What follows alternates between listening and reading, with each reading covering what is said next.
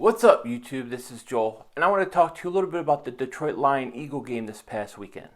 Like many of you, this game probably pissed you off like it did me.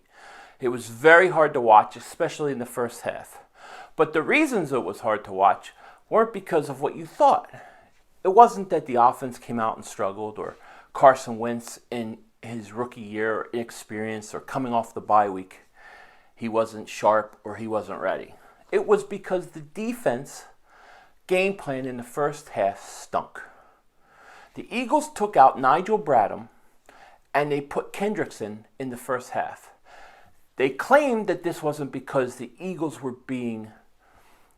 disciplining Bradham, but rather because they were trying to keep him rested. Well, in that first half, Michael Kendricks got torched. He got crushed. He allowed touchdowns. He couldn't make tackles. He looked totally lost. I do not know what happened to the Angry Bird, but the Angry Bird sounds more like he's chirping because he ain't nothing anymore. Once Bradham came in, the defense solidified. They made a run in the second half. I don't know if they did this because they were punishing Bradham because of the gun that he left at the airport in his suitcase or luggage, which was a registered legal gun.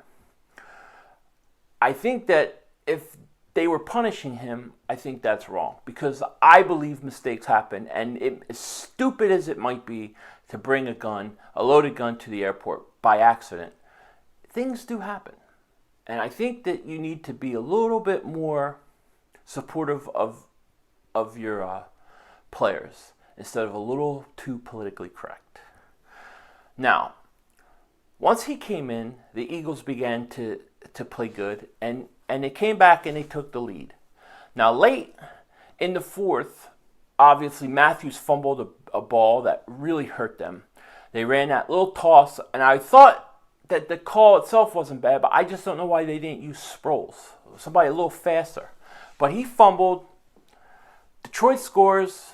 The Eagles come out, and Wentz airs it out. Throws an interception. Not a great pass. But hey, he took a shot. I just wish that he would take a shot a little bit earlier in the game. I think that teams are starting to adjust a little bit to some of the things the Eagles do. They look and they can tell where the ball's going to go. They watch the tight end in motion, and they watch certain things that you can tell that I can even sit there and know it's coming. So the Eagles need to change it up a little bit. They need to start pushing the ball downfield a little bit more.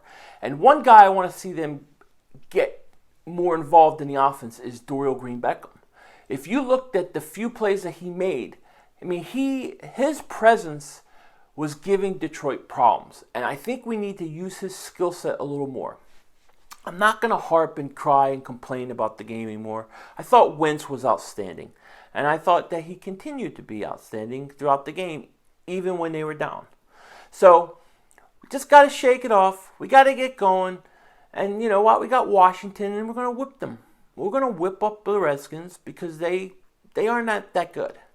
And so we win. We're right back on track, and then it's Bradford Wentz. That's what I'm waiting for, and I know many of you are too. But hey, horrible loss, horrible defensive plan. And I'd like to see the Eagles' offense start to stretch the ball downfield a little more. I know they don't have the greatest wide receivers, but I think if you can get Beckham involved and get Ertz downfield, maybe even Burton, a little more over the middle, a little more over 15-yard passes, stuff like that to stretch this defense because the defenses are sitting on the short game. So we got to watch that and be careful. And that's pretty much what I saw and thought about the game on Sunday. Take care.